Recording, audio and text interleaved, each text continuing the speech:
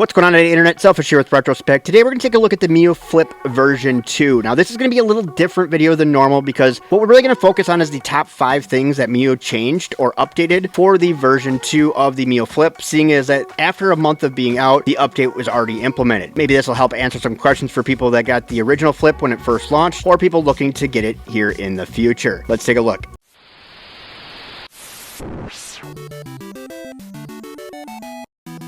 Alright, we're going to unbox the Miyoo Flip version 2. I wish they would have done something with the box. You know, these boxes were already made before they updated it, so that's just nor here nor there, I guess. Or even the stickers on here, I'm not sure, maybe that has been updated. But I have been reassured that this is the version 2, so we're going to find out, I guess, as we go along here. It doesn't tell me what color's on here either. I love this box though. I love Miyoo boxes for the most part, but this one here is pretty good. I don't know why, but it's neat.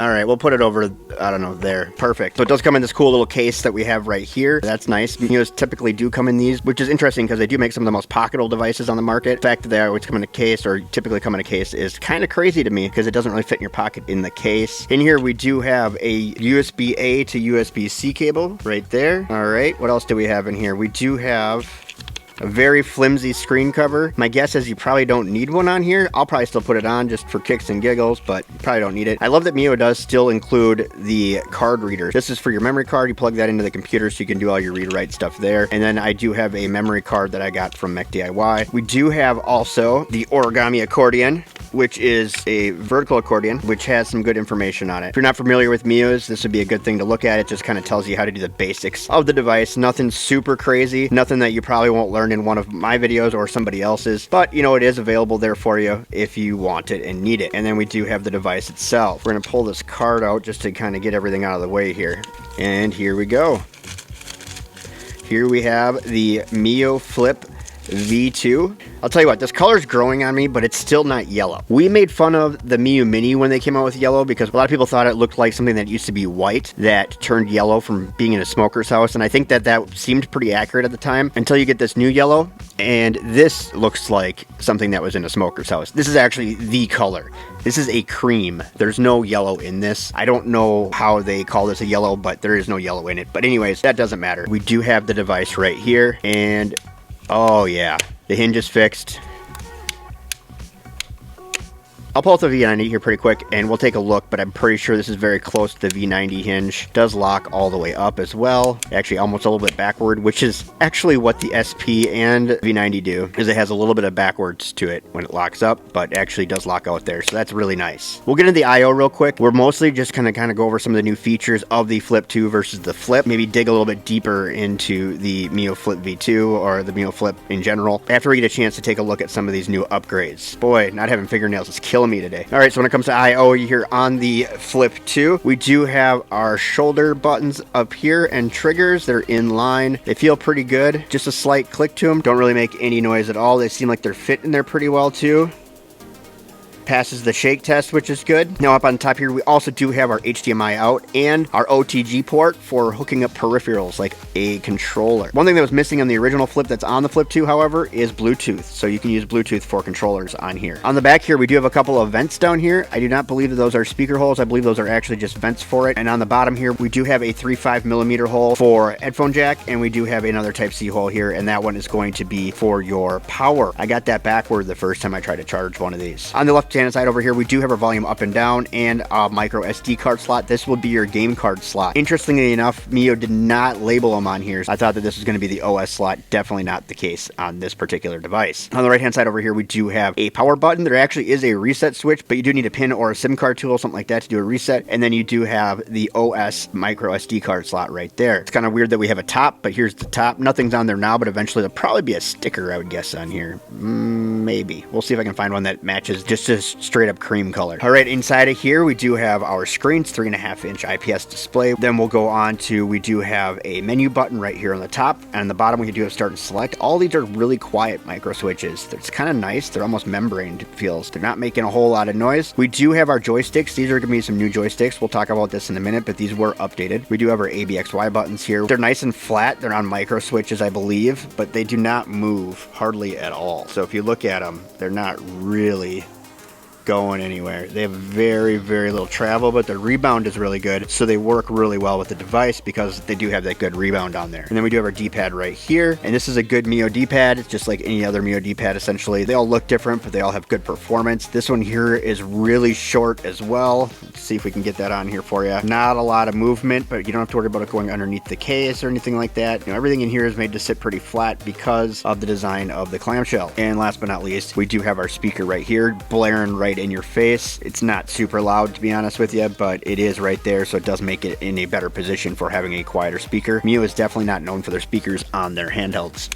Okay, so we're going to go through the top 5 things that they changed and or updated on this device prior to the original Flip that came out a month ago. Now we have the Flip V2. Miyoo is notorious for continuously updating their devices. I think it's a good thing. So maybe notorious isn't the right word, but they do tend to continue to update their devices as they're out. You have 4 versions of the original Miyoo Mini, for instance. This is the Miyoo Mini V4. They work their way through it. Sometimes they just update the screen, and that's actually what happened with these. They had a hard time sourcing the screen, was the initial reason why they were updating them. The problem with the Miyoo Flip was it had a plastic hinge, and the hinge were breaking like day one for people, and so they went back and they put a metal hinge in there. Now, how after they delayed this a year that they hadn't figured out that this was a problem already, I'm not sure. I'm a huge Miyoo fan, but this seems like a big fail to me. But they did fix it now, and they fixed it well. The new hinge here feels like an SP, or the Powkiddy V90 a little bit. Now this is a little bit lighter of a click, but you know, this is a very satisfying handheld just to sit. I mean, seriously, I had to stop playing with this one because all I would do is this all the time. So probably gonna have the same problem here, but this is a very much lighter click.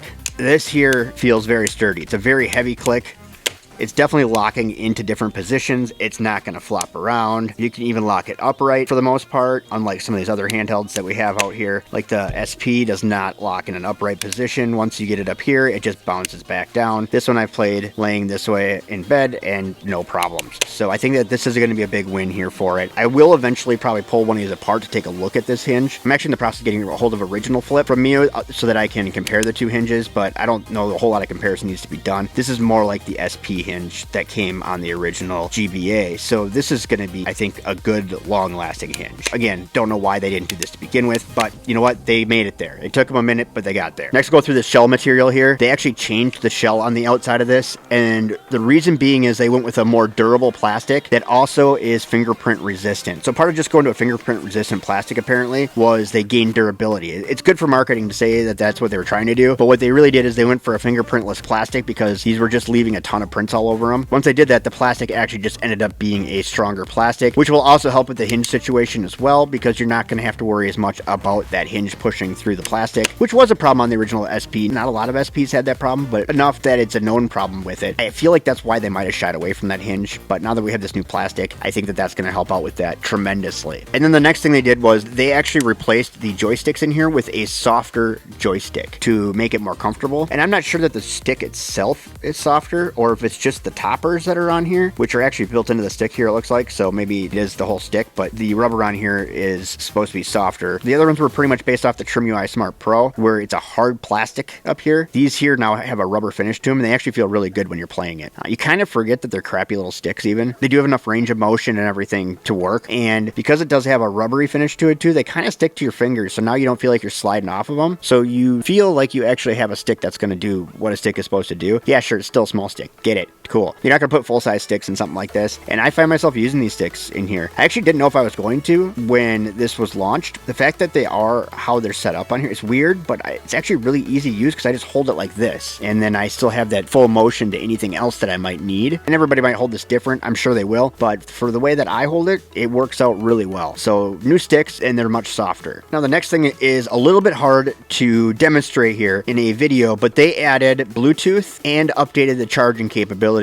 of the device. So here, if you go into settings now, you will actually see a Bluetooth option. Before, you had to do a whole bunch of backflips and stuff and install some separate software or firmware to it in order to get Bluetooth. And we're not talking like custom firmware, we're talking like Miyoo had it figured out, but you had to do a whole bunch of crap to get it to work. Now it's just built right into the firmware, and so it's working out really well right through there. So full functionality, which makes sense because this has a 3566 in it from Rockchip, and that SoC has Bluetooth built into it. So there's no reason for it not to work, and initially, other than the fact that they must have been having issues trying to get it to work. But now they've got it working and no problems. And the increased charging functionality, going to be hard to show on here, but we'll just take a standard USB charger, not one of the cool ones that comes with them. Sorry, it's kind of short, but this is where I charge it from, and everything is working on here just fine. It is showing charging. I charged it on this for a little bit. It did pull up a charge, so it is actually taking it off a standard USB-C, which is kind of nice. You might not be stuck to that cable when traveling. I will be testing that a little bit here with a couple of different batteries to see how it charges on some of these batteries that really do push out a lot of power. I want to see how she charges up on those, so we will do a bunch of testing on that, and I'll get back to you on that once I learn some more results. And the last thing that was updated was the screen brightness. So I'll get you down here on the poker cam. Right now we're at as low as it goes, unfortunately. So part of making it brighter made it so that it doesn't get very dim. This is not going to be something you're going to play in the dark.